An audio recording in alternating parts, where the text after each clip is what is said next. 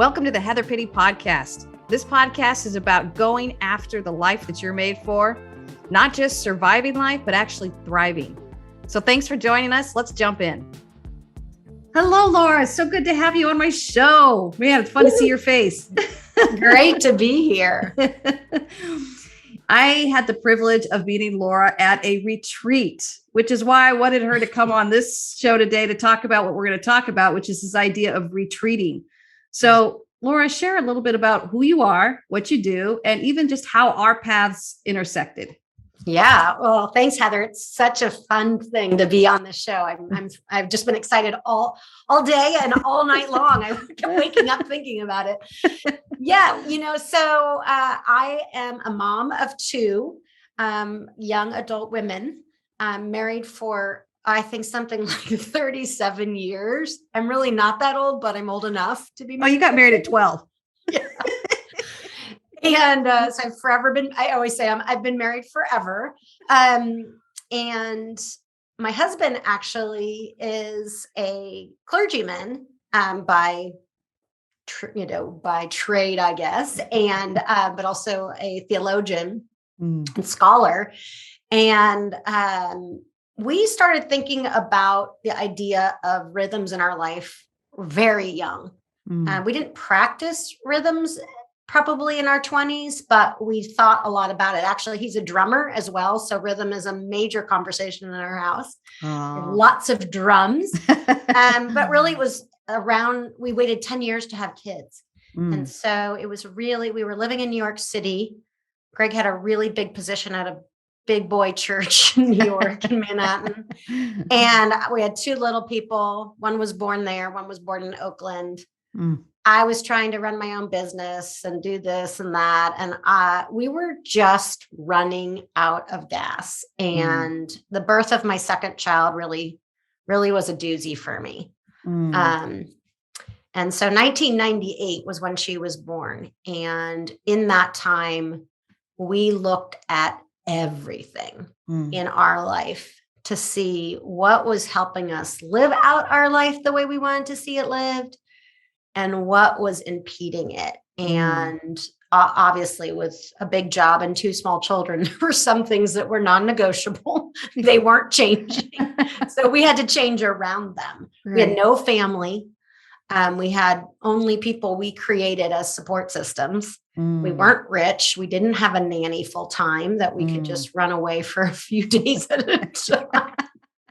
I used to say my leash is very short. I think I could get away when they were little for about 36 hours. And I think I was rereading some of your book over the last week. And I think what is always fascinating to me about those early days with small children is I would afford myself the luxury, really, truly, of going away on business, going to see a client, maybe going to see my mom who was widowed recently and, go see her. But I was hard pressed to do it for myself. Yes. For just me. And I have to ask you this because I share that with you too. And I've had two young kids. They're older now. So we're starting to feel more of that space. Yeah. And I work with people all the time where they won't even give themselves a luxury of an hour. Right. So my question to you, because I'm always asking this, is why do you think we do that to ourselves? I have all sorts, it's so funny. I think we think we're too important and we think we're not important enough. So we think we're too important to leave because what would happen if the children didn't have whatever I bring that is so wonderful and unique, which turns out actually isn't that wonderful or that unique. It's actually quite replicable. Especially when we're drained. I'm not sure we're quite the gift we think we are. Sure, they wouldn't have said that at that moment. And then we're also not important enough to honor with that time. It's love such that. I hear a lot in your writing and in your podcasting about our core beliefs. And I think that's one of those, poor beliefs that we're not good enough for rest. We're not good enough for play. And I won't get into the gender piece, but I think we kind of double down on that as women in our culture still, even at our age and stage. Yeah. Well said. And you're right. In my book, the very first chapter, I started out with a permission slip. Basically, for the next 18 chapters here, folks, I want to start this off on the right foot, which is let's write yourself a permission slip. You can see where I'm going with this. I'm trying to help people's mindset to give themselves the permission to explore new ways to live so they really can step into the life they're made for, and they can go after their clarity and their confidence and courage. But one of the things that I talk a lot about is this idea of retreating. So I use the term me retreat, and I can still remember talking about it like 10 years ago at a retreat, ironically, of all places.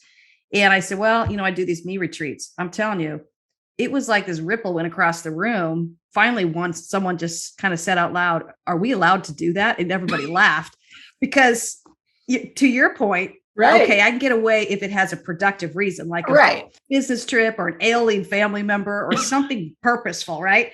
But to go take like 24 hours or 48 hours to just be and go and hang out with yourself, well, that's just not allowed. You asked too much, Heather. And so it's this brand new concept where I began to realize, what is it about this culture and where we're at? And I don't know if it's more North America than any other place, but in my experience, we drive and push ourselves pretty hard over here. Why are we not giving ourselves the permission to retreat? And as you kind of explore that, I love your thoughts of it's both. It's both. We don't think we're allowed to, and we don't feel we deserve it. And we also feel the other end of the spectrum. Yeah. So I think as I want to talk with you today about this, you were the first one that came to my mind because we met at a retreat. Right. And I remember flying down to this retreat in Southern California. And I would say it was a we retreat. Yes. Where it was multiple, but the way it was run was very contemplative in nature. I felt like I got to pull away and hang out with me a little bit and think through some things. And that's where we got to meet and instantly knew we liked each other. We were kindred spirits, we could tell. Well, it's so funny. I got into the retreat leading business through my association with Christians in the visual arts. And I'm not a visual artist, but I'm a big fan of artists and I'm a big fan of art. And my husband's an artist. He's a musician. And so we've just always had artists in our home one way or another. And I got associated with Christians in the visual arts, not because I'm an artist, but because I can corral artists and actually get stuff done. Turns out artists left to themselves are very creative. Let's just put it that way. Yes. And so I got grafted in like 1994, a long time ago, to help them out. Ended up being on the board of directors, blah, blah, blah. And so there was a group of people that was starting to muse about the fact that there are young women in the arts who, particularly, again, coming out of a faith-based orientation, that didn't feel that their call, their gifts, their skills were validated and didn't have the skills to step in and lead into that vocation. And so we created these retreats called Doing Good Well. And we did, I think all told, I think we've done 6 of those, or I don't know, since 2011. And one of my co-leaders, Kim Miller, and I mused, I don't know, in retreat number 4 about, wouldn't it be cool if we did this for other kinds of leaders that weren't artists, but had the same dilemma that, again, it's the same sense of like, why aren't we feeling empowered to live out our leadership? There is something unique about being women. There is something unique in this case about leaders. And what would it look like if we had a leadership retreat? But again, not about how to lead groups or things, but how from the inside out to start to formulate this conviction, this sense of internal belief that came out in psychological / spiritual wholeness, clarity and articulation of your giftedness. Back to your book, the clarity and the ability to articulate that clarity about who you are. And then a context in which you could somehow start to tease out, what would that look like if I really pushed into that and showed up whole and articulate about what my contribution was. Yes. And that's where we birthed these leading wholeheartedly retreats where we met. And I always joked, even from the very beginning, I think I still remember in 2011 when we were in Texas for our first retreat. And I said, this is so ironic. I hate women's retreats. I'm actually not a fan of we treats, it turns out. I like to choose the people I'm with, and I have a certain type of woman that I like to hang out with. Yep. And fortunately, for the Leading Wholeheartedly retreats, Kim Miller and I decided there's no shame in choosing the people that are there. So we vetted y'all pretty carefully. Lucky me. I made the list. I don't know how. And so we only invited people we wanted to hang out with, who we knew would give us the permission to be our whole selves. Yes. We didn't want to see of humans that were like, what are you doing? Yes. We wanted people to say, yeah, that's so good. So, we wanted a bunch of yes humans that made us feel okay. Well, you succeeded. Yeah, I think we did. And, except for COVID, the retreats have gone on pause, but I think they will continue, because I think it is helpful. And I think this would go back to my point about building in these kinds of pauses into our life. We don't come at it naturally. And so I've done a lot of work with helping people establish habits in their personal, psychological, spiritual life. And they're just unnatural at first, whether you call them habits, whether you call them practices, whether you call them liturgy, whatever you want to call them. Yeah. If you don't have them, they feel funny when you put them on. Yep. And so we need to give each other permission to test and try and experiment in a judgment-free place. So that we can start to build some practices that work for us in our stage, in our personality, whatever that context piece is, because it's very context specific. And you talk about that when you're talking about, survival, and I love the word thrival. Yeah, I just made it up. I love made up words. I like, oh yeah, this is my book when we talk about thrival. Yeah, my editor pushed back on that, and I was like, yeah, I got it. I got a PhD for something. Yeah, I can make up words. I speak some German, and I love German because you can make up words to your heart's content. I love it. Well, I guess that's what I want to ask you about, and I want to share this with our listeners. What do you see the benefits of? And, I think there's two components here. I'd love for you to talk to both. The me retreat, where it's just Laura going off with Laura. Yeah. And then the we retreat, we're really being selective and hand choosing who you want to take that pause with. It's not a time to, quote, care for anybody or minister to anyone or take care of anyone else's stuff. It's like, I want to bring a collective group of thought leaders in a room that are all working out their issues and working out their thoughts and working out their vision to step into their life. So I think I just want to ask you to speak to a little bit of this idea of retreating, and share with our listeners what that looks like for you to do it on your own, and what that looks like to do it in community well. Yeah. Well, sometimes, again, I think sometimes we're not motivated by what sounds positive, but what feels negative. So I promised you this before the podcast. So I am going to do just a little bit of a reading from a book that we're all very familiar with, The Cat in the Hat. Love it. Because this answers the question is, what happens if I don't do it? Yeah. Which to me sometimes is the itch that needs to be scratched. You don't, and I'm in a transition right now from a very full-time work in social services to going back on my own. And the question that I've asked over the last 6 months as I was preparing for this transition was, I'm unclear how I show up in a room. And I think this is similar. It's like you don't realize that the pot is boiling because you start at room temperature and move to a boil. And I think stress is that way too. You don't realize how strung out you are. So listen to Dr. Seuss. And this is well into the story. And you might remember that the cat shows up with these two kids who are stuck in the house all day because it's raining. Yep. And their parents have all sorts of, admonition not to get into trouble. Right. So at this point, the cat is basically showing off and doing some form of a fancy dance. And here he goes. He's in full force now.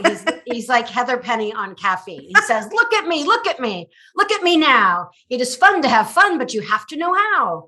I can hold up the cup and the milk and the cake. I can hold up these books and the fish on a rake. I can hold the toy ship and a little toy man. And look, with my tail, I can hold a red fan as I hop on the ball, but that is not all. Oh no, that is not all. And then when you turn the page, of course, all of these objects that he is talking about are flung around this room. And it says, that is what the cat said when he fell on his head. He came down with a bump from up there on the ball. And Sally and I, we saw all the things fall. And, I just love that image. It's like, I got this. I so got this. You're dancing around and you're adding one more thing. And you're like, oh, I so got this. And I used to always say about having small children and working, it really works until it doesn't work. And everybody knows. Right. And the thing about taking time away, and I would just encourage anyone who hasn't tried to do this not to try with a day. I think that's a big jump. Start with an hour, start with a half day, an evening, and work your way up like you are an athlete, because it takes practice. But I will tell you what I learned in 1998 when my child was just born was that if I didn't do it, my life was not headed in the right direction. And now what I say about the practice of taking a day a week and then periodic 2 days away is my life depends on it. So it's no longer a discipline or a practice. It's a lifeline. And I think that is what practicing things does, right? At first it feels ill-fitting. And then it doesn't feel ill-fitting. It feels so natural. You don't even realize you're doing it. I love that. That's when you're in your zone. Yes. Well, and I love it too, because that chapter you actually referenced, I'm thinking about it in my mind's eye. I give everybody an activity to do at the end, but I think that's the one where I do a Thrive plan, where to your point, start out with the daily. Yep. You can do an hour, find that, start out, then go to the weekly, see if you can move into a half a day, then go to a monthly, maybe do a full day just for you, then go into the annual thinking, which is do something overnight. Yeah. Give us some concrete ideas of what you've done for yourself. So I like to always think about place. I think we're very grounded in the land, if you will. Another conversation for another day, but I have a lot of thoughts about that. But I think place matters. Yes. And again, I always think how hard this was when I had 2 small children and someone had to take them away if it was at home, or I had to leave if, we had this really cool apartment in New York where I actually had private space up on the 2nd floor. I know, take that in. I had 2 floors and behind 3 doors. So I could get away a little bit if I locked them all and put my headphones on. All 3 doors. Every Bob is dreaming of that one right now. Right? Yeah, they could not get me. And so finding that place, again, whether that's for an hour or whether that's for 2 days, and pick one of your favorite places. I'm sure you have these, but I do. I'm a Northern California girl. Lake Tahoe is one of my places, Santa Cruz is one of my places. Anything to do with the ocean is one of my places. At any beach, anywhere, any day, anytime. Yep. I get immediately transformed. The forest as well, hiking in the forest. So finding those places that are kind of that instant. I used to joke, we used to own a house up in Lake Tahoe, and I'd walk up the stairs and my soul would just drop into rest. I mean, it was like magic. Took nothing but just showing up. Yeah. And then I think planning. I really do. I think spontaneity is great. And I think for some that really works. And maybe, maybe that is freedom for folks. I like to think through, again, whether it's an hour or whether it's a day or 2 days, just a little bit of structure. I read an article many times over the last 20 years by Eugene Peterson. Yes. And it's called The Confessions of a Sabbath Breaker. And he has a super simple formula. I love simple formulas because I can't remember much more than 2 or 3 points. And it's play and pray. And as a form of structure for your time away. And so I add rest because every moment of any form of me retreats or we retreats always starts in a nap for me. Yep. And I learned early on that has to be a guilt-free as much as you want. You can have 3 naps on your me retreats. I mean, it's so cool and no guilt, right? Yes. Yes. Friends let other friends nap. It's just a good thing. I'm a sleeper. I love that. So rest, whatever rest looks like for you. For some, that's extreme and exercise is a form of rest. Yep. And some form of just unabashed play. That could be dancing, that could be music, that could be hiking, it could be riding your bike, whatever it is. And then some form of reflection. And I think we often, for those of us in more spiritual traditions, think more of the reflection part, like it has to be some real intentional, deep thinking. Sure. And some play and some rest, because your every level of your brain and your physicality, your body needs a place to express and recharge. And I think we sometimes forget that our body actually is connected to the rest of us. Oh, I know I do. Right? Yeah. I just want it to keep up with my mind, and my mind's going a mile a minute. Yeah. Baths. I mean, our whole family, we're all rest through bathing people. That's like love language number 1 of a Cootsona. Give us a bath bomb and a bathtub and we are golden. Music listening to, huge part of how we move into a different creative space. We will have listening. My husband's actually a DJ as well, and his show is called Greg's Jazz Living Room.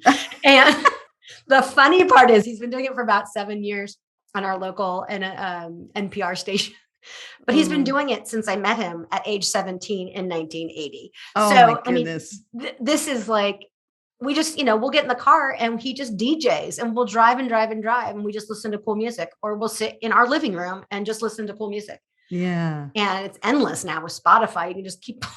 I know. Imagine.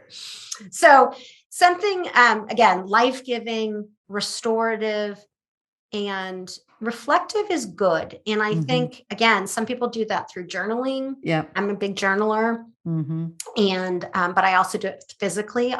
Recently we installed a labyrinth, a 30-foot diameter labyrinth in our backyard. And I'm a big fan of the labyrinths because it gives you a focus of walking while reflecting.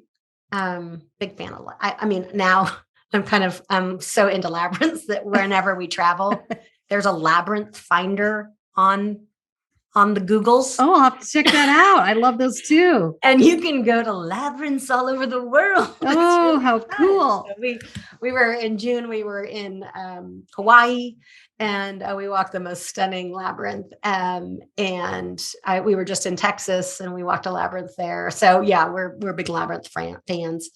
And then, favorite people, bring a friend. I mean, this is not a journey. Any part of our journey is not designed to do it alone. And your spouse is awesome. And I have a great spouse and I have great kids, but I got some really deep soul friends too, to walk those times with. Well, it's making me think of a May retreat I had a couple years back. And I think I'm going to go schedule again, to be honest. You got me all inspired, Laura, because I think it's been a while, but it was over in Napa.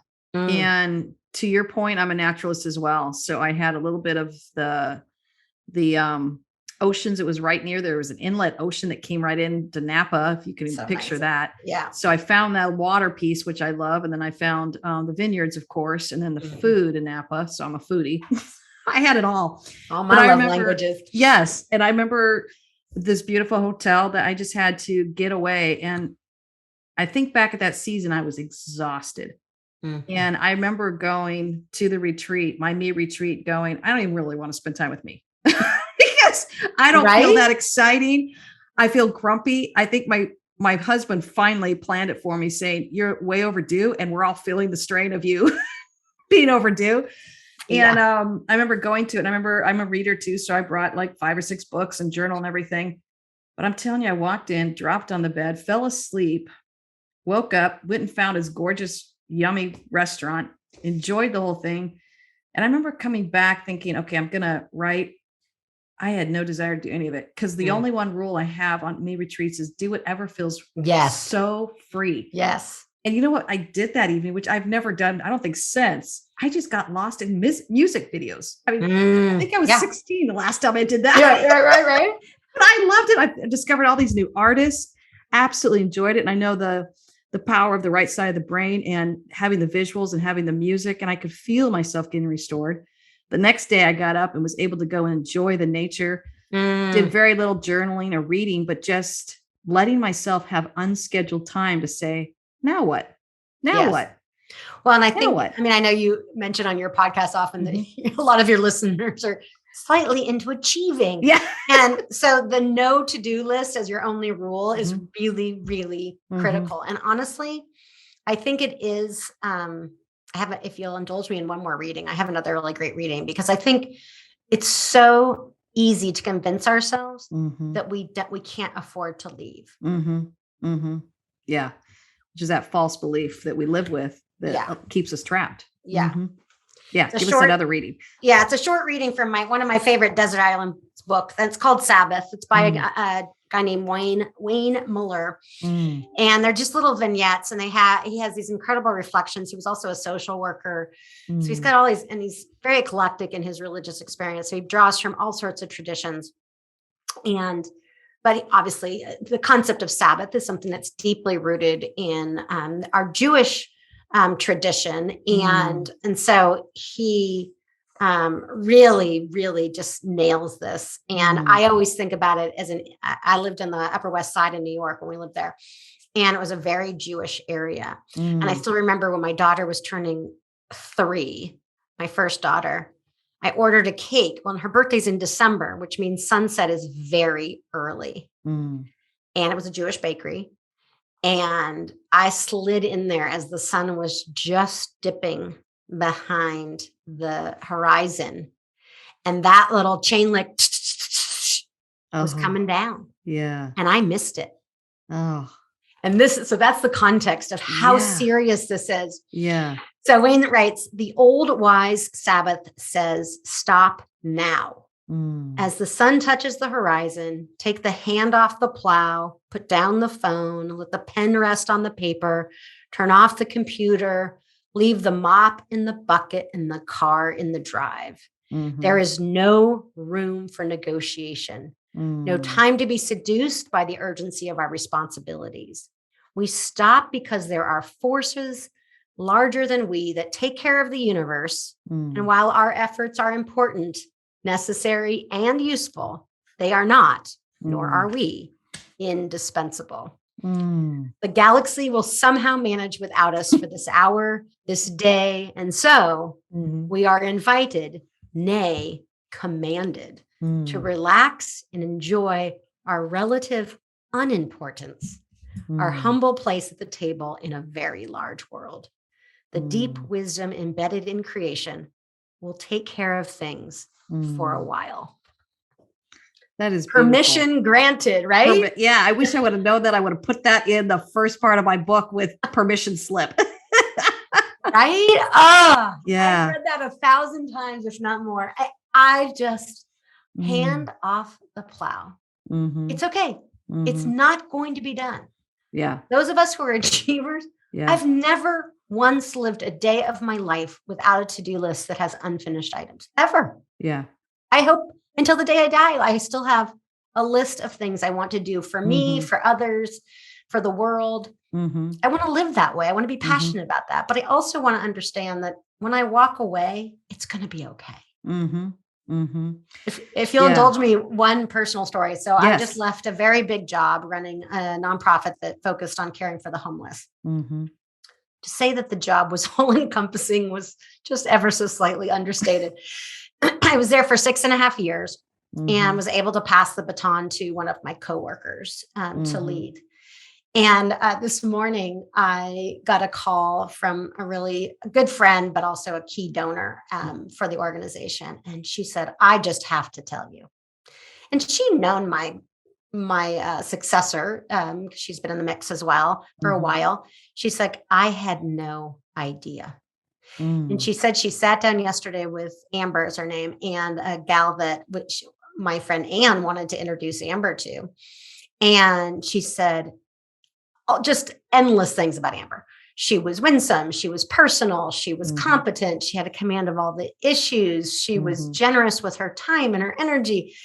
And I just thought, I have a choice, which fortunately Mm-hmm. was a very insignificant one for me. Mm-hmm. I can say, oh, I guess I wasn't good enough, or I guess I'm not needed anymore. Or I'm I could replaceable. say, I cannot wipe the smile off my face, because I knew in passing it on that I had done my part. Mm-hmm. I'm not old enough or rich enough to retire. Yeah. But I knew it was my time to step aside so that Amber could step in. Yeah. And I just get every day, I mean, literally every day since December 31st, I've had an affirmation as to exactly why I needed to do that. But I had to know, and I learned it on my mead retreats and on my days of Sabbath. I knew, and I know that I am relatively insignificant in all the best of ways. Yes. Yes. All the best of ways. Well, yeah, in all the best of ways. I love that even phrase. I wrote it down. Forces larger than we. I think when we don't do Sabbath, we start buying into this belief that we're pretty much it. We get this God complex. I think this is at least what I do. I'll speak for myself. No, and I do think I'm indispensable. I do think the world is probably going to stop spinning if I take 24 hours off. And the arrogance behind that really makes me kind of have a come to Jesus moment and say, wait a minute, this is not who I am. And my act of staying busy 24/7 is only feeding an erroneous thought process that I don't want to feed. I want to remember that I am dispensable. I do have an expiration date, and my job is to show up fully present, not to try and carry the weight of the world on my shoulders. And I too, that last retreat I was just referencing, I did nothing spectacular. In fact, this is for all my achievers, because I'm a fellow one, I felt a little guilty. I didn't have any big vision plan. I had no big course correction. I had no big epiphany that I could sit there and share with everybody the value of me retreat.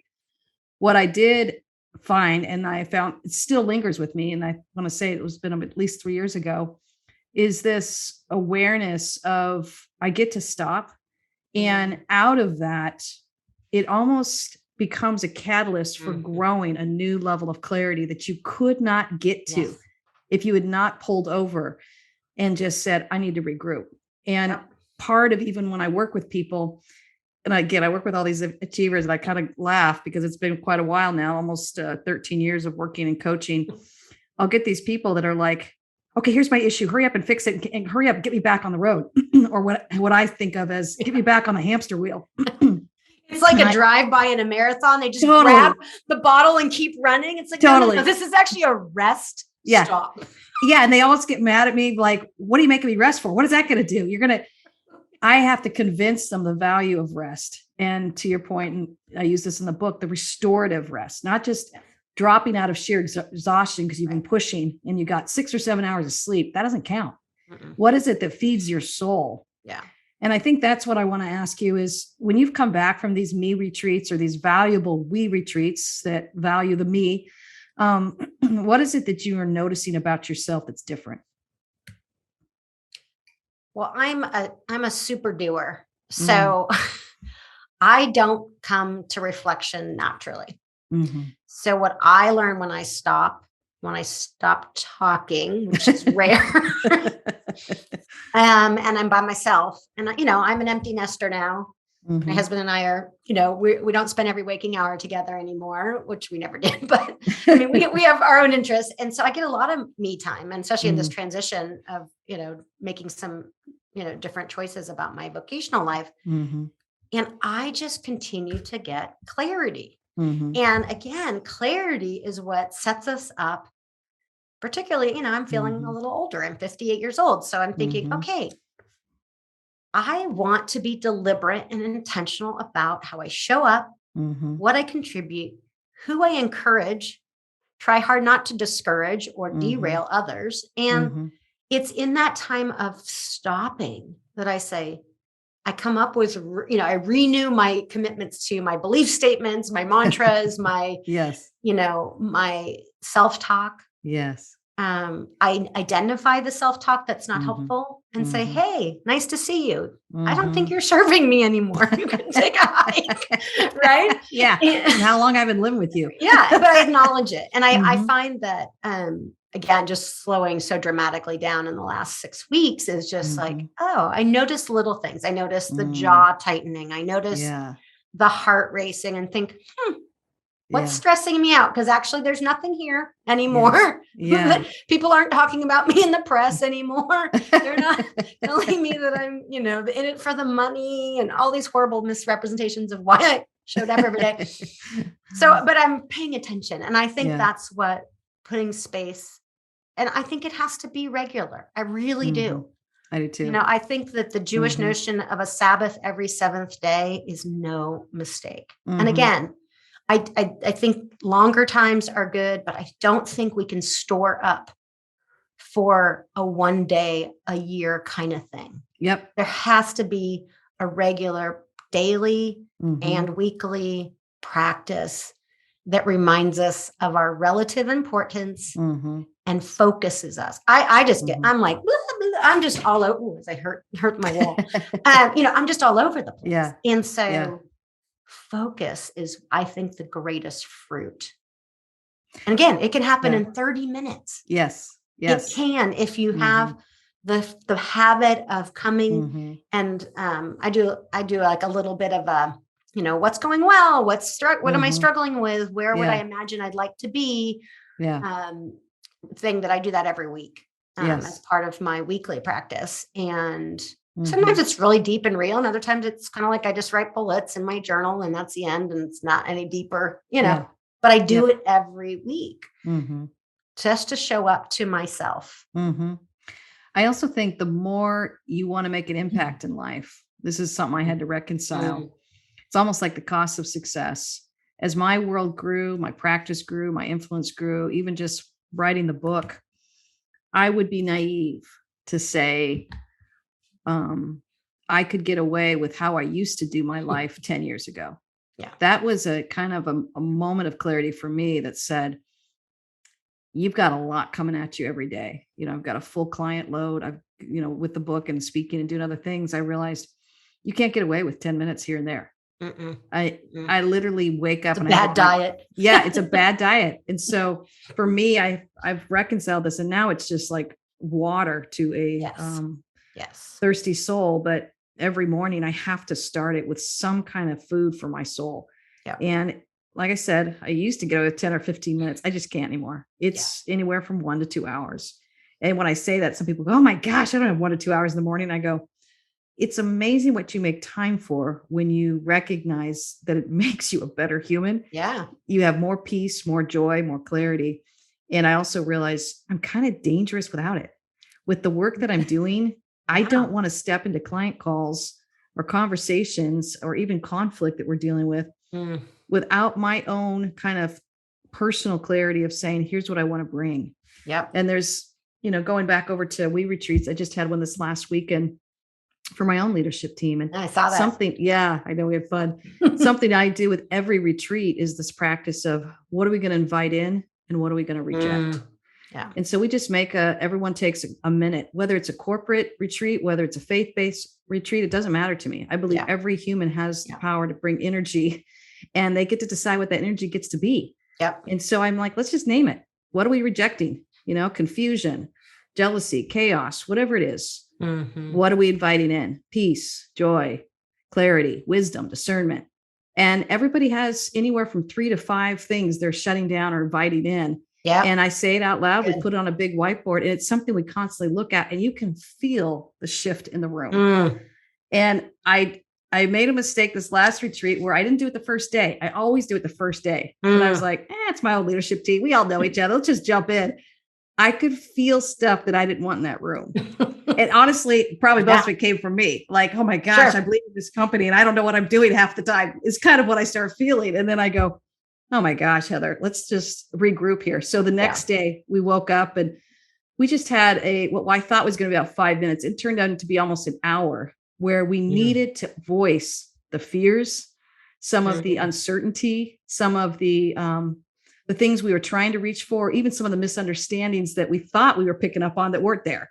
And it was just such a sacred time for us to all come together and talk about what we really needed to talk about. And I thought, oh my goodness, what would have happened if I just plowed through another day, because I felt the urgency of getting through that checklist or to-do list. And so it was a form of pulling back, a form of Sabbath, a form of rest to just, hey, let's stop and regroup here. And let's talk about what we really need to talk about and recognize what we want to invite in and what we want to reject. Well, I think your work with a team is really dependent on some of these same rhythms, don't you think? I mean, Totally. That's what just made me think when you're talking about that. It's like, and a team cannot be productive when that's stuff, that clarity, that murkiness of all that chatter is just alive in one or two of the people in the team, and it just changes everything. So, again, you have to build that practice of being able to name those things on a pretty regular basis, because they just keep showing up. It turns out we're all 7th grade girls, always. Yes. Well, things like the pandemic. And 7th grade. Things like the pandemic don't help too. They add the added stress. Oh, yeah. Even as you were talking, I was remembering you were right in the thick of the Paradise fires. Right. Yeah, I have that at the top of my page. Yeah, not to mention the Campfire and COVID. Yeah, it's just been a crazy few years around here. Yeah. So those practices, I think, and I'm an extrovert, and I didn't have the stay-at-home order didn't apply to us because we were in a frontline job, but I still felt my own period of isolation in just sort of a different way. But how do you push?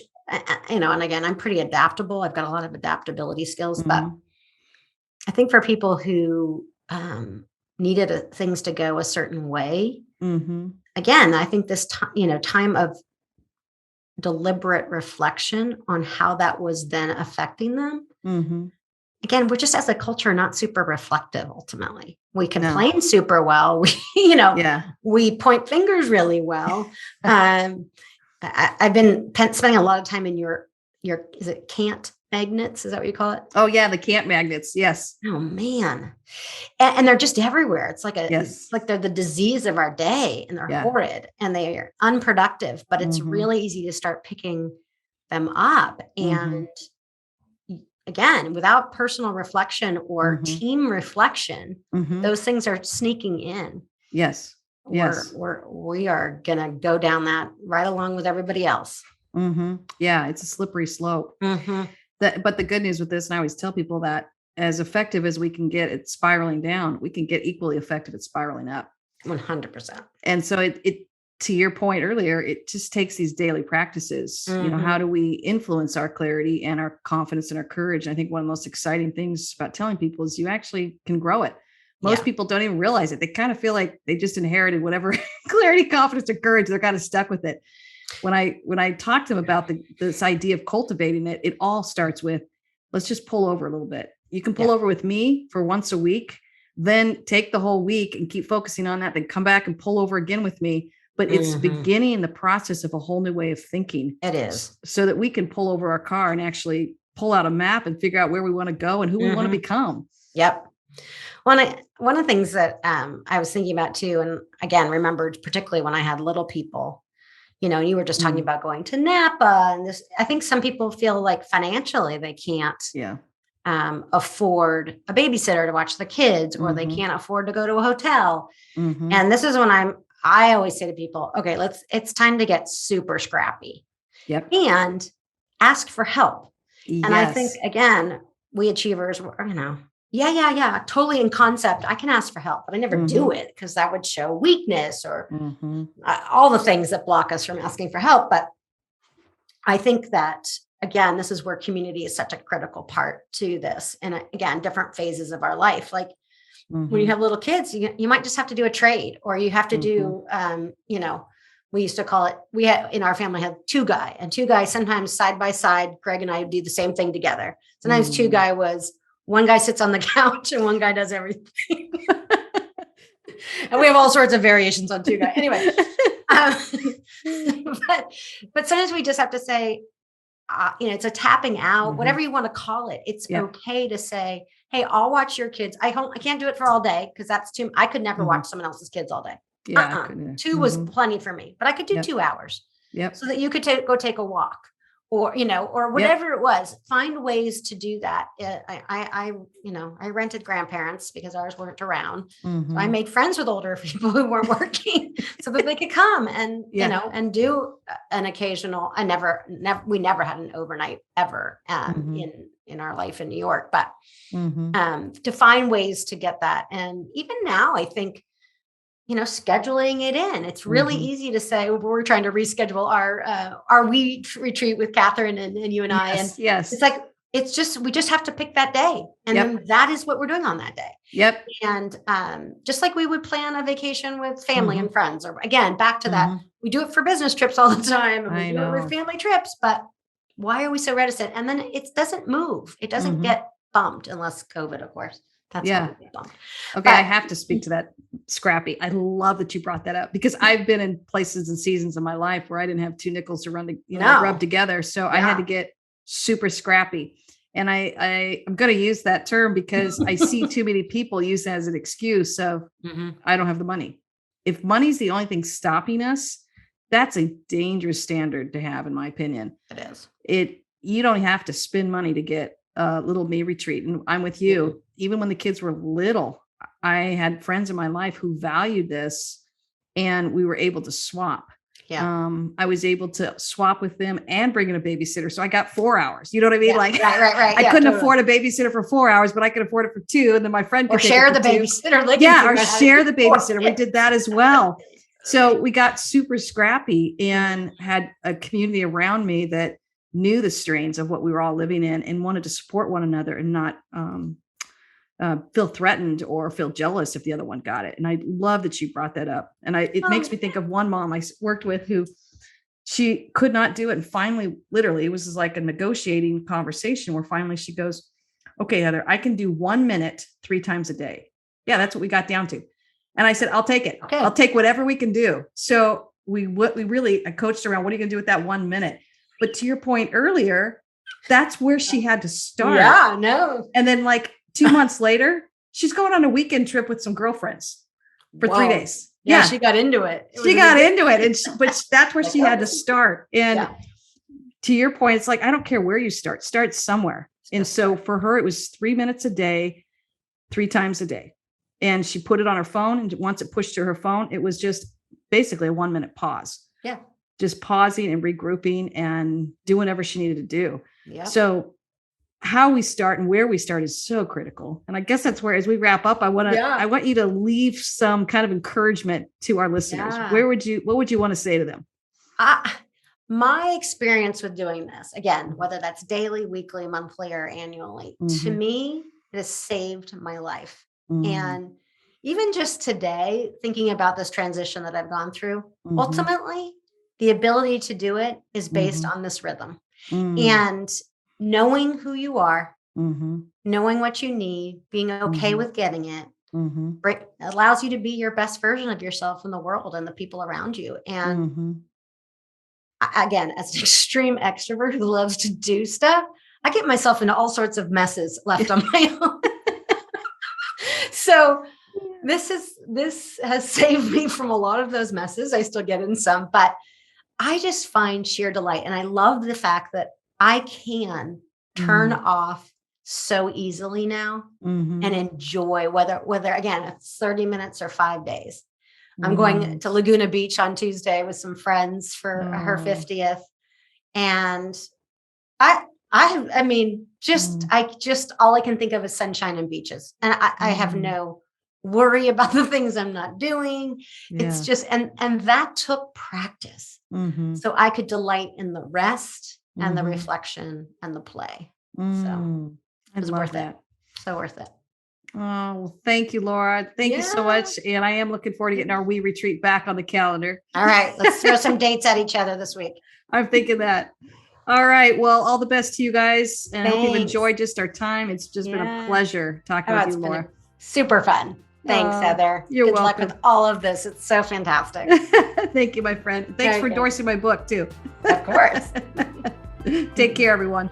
Thanks for listening. And please drop a review. It really helps us out wherever you're listening from. And if you want to find out more about your clarity, your confidence, and your courage, go ahead and get my book.